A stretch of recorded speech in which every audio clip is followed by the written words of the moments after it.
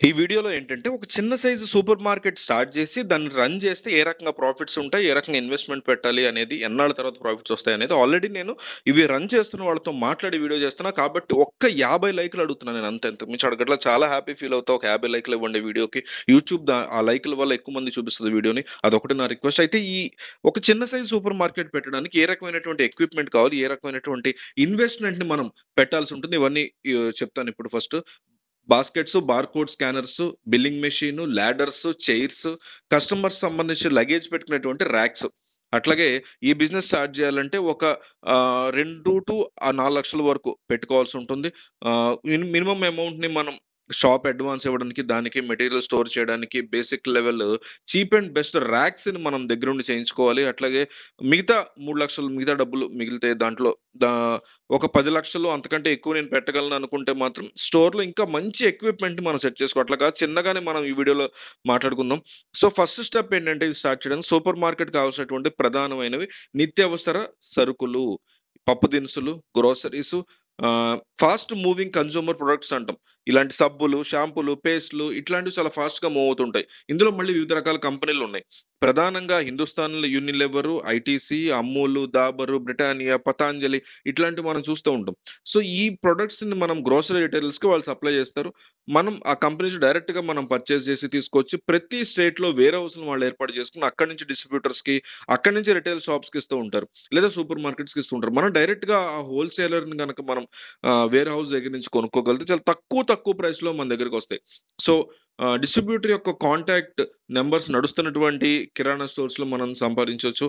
మిగతా కంపెనీల యొక్క contact information Britannia website, Unilever వెబ్‌సైట్‌కెళ్లి తెలుస్తది. అట్లాగే వే గోధుమ పిండి, మైదా పిండి, వేరుశెనగ, పసుపు, కారం ఇట్లాంటివన్నీ కూడా నేరుగా రైతుల నుంచి, మిల్లుల నుంచి కొనుక్కోవడం బెస్ట్ అని చెప్తున్నాను. నేను ఆల్రెడీ మాడి వాళ్ళతో చేస్తున్న వీడియో.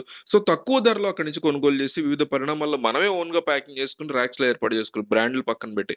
రెండో స్టెప్ ఏంటంటే మన సూపర్ మార్కెట్ స్టార్ట్ చేయాలి అంటే మన ఊర్లో స్టోర్ పెట్టడానికి అనువుగా ఉన్నటువంటి ఒక మంచి ప్లేస్‌ని చూసుకోవాలి.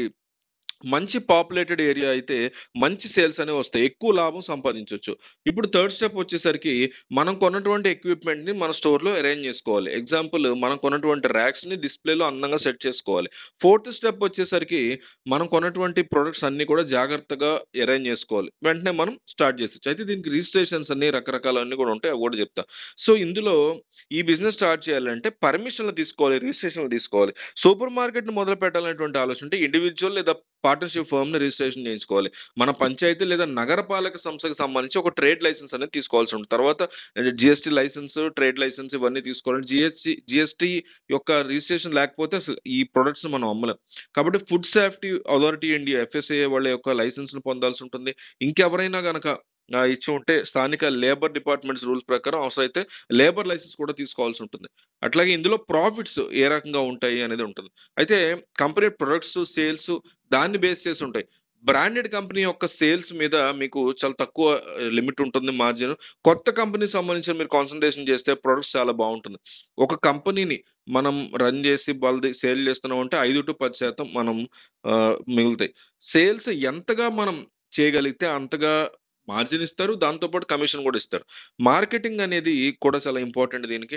ఈ బిజినెస్‌లో మనం మార్కెటింగ్ చేయడం అనేది చాలా ఈజీ.